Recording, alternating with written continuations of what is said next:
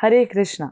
भाद्रपद मास के शुक्ल चतुर्थी को मनाया जाता है गणेश चतुर्थी का पावन पर्व। गणेश पुराण के अनुसार इसी दिन समस्त विघ्न बाधाओं को दूर करने वाले कृपा के सागर तथा भगवान शंकर और माता पार्वती के पुत्र श्री गणेश जी का आविर्भाव हुआ था। हमारे वैदिक शास्त्रों में हम देखते हैं कि देवी देवता है, भगवान है व उनके अवतार हैं। भगवान के अवतार जैसे राम, वराह, नरसिंह ये सभी विष्णु तत्व हैं और वैकुंठ में निवास करते हैं। और देवी देवता जैसे इंद्र, चंद्र, वरुण, गणेश, सरस्वती, काली, इन सभी को भगवान श्री कृष्ण द्वारा इस ब्रह्मांड की व्यवस्था को सुचारू रूप से चलाने के लिए विशेष सेवा दी गई है। उसी प्रकार गणेश जी को हमारे जीवन के समस्त विघ्नों को दूर करने की ये पदवी दी गई है, क्योंकि वे भगवान नरसिंह देव के भक्त हैं। गणेश भगवान नरसिंह के बहुत प्रिय भी हैं और नरसिंह भगवान ने गणेश जी को विशेष रूप से ये शक्ति दी है कि जो कोई भी उनकी पूजा करेगा उसके जीवन के सारे विघ्न वे दूर करेंगे। जैसे उनका शरीर विशाल है, उनकी बुद्धि भी विशाल है। गणेश जी ने ही महाभारत लिखी है। ऋषिला व्यासदेव बद्रिकाश्रम में सरस्वती नदी के तट पर महाभारत की रचना के विषय में विचार कर रहे थे, जिसमें अत्यंत सरल रूप में धर्म, अर्थ, काम, मोक्ष और भक्ति है।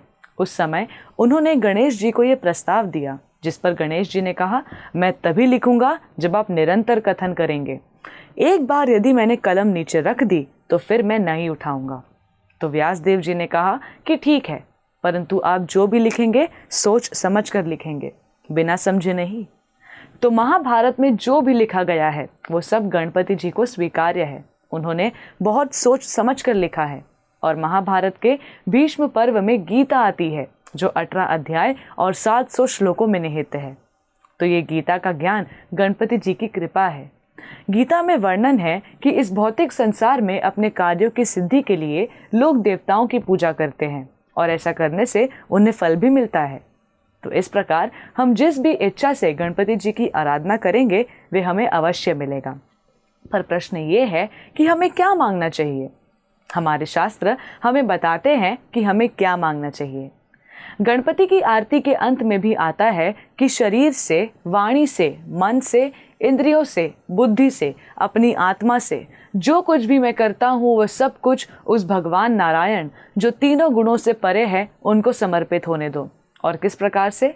हरे राम राम राम हरे हरे, हरे कृष्ण कृष्ण कृष्ण हरे हरे। तो वास्तव में यद्यपि यज्ञेश्वर है श्री विष्णु और सभी देवी देवता जैसे गणपति उनके महान भक्त हैं, तो हमें इस प्रकार प्रार्थना करनी चाहिए कि हम मूर्ख हैं, हमें नहीं पता हमारे लिए क्या अच्छा है। तो निश्चित रूप से गणपति व सभी देवी देवता भी हमें पूर्ण पुरुषोत्तम भगवान के श्री चरणों में ही भेजेंगे। इसलिए हमें मंगल मूर्ति गणपति से प्रार्थना करनी चाहिए कि मेरे जीवन से, मेरे हृदय से, मेरे मन से, मेरी बुद्धि से सारा अमंगल हटाइए, सच्चा सुख दीजिए। वो देंगे, उनमें वो शक्ति है। सच्चा सुख क्या है इसका ज्ञान दीजिए और सच्चे दुख का हरण कैसे करना है ये ज्ञान भी प्रदान कीजिए। और इसी मंगल भावना के साथ आप सभी को गणेश उत्सव की हार्दिक शुभकामनाएं। धन्यवाद। हरे कृष्णा। ऐसे ही और भक्तिमय कार्यक्रमों के लिए देखिए हरे कृष्णा टेलीविजन और इसे प्राप्त करने के लिए आप अपने केबल अथवा DTH ऑपरेटर से संपर्क करें तथा और अधिक जानकारी के लिए आज ही डायल करें 7666 839 839।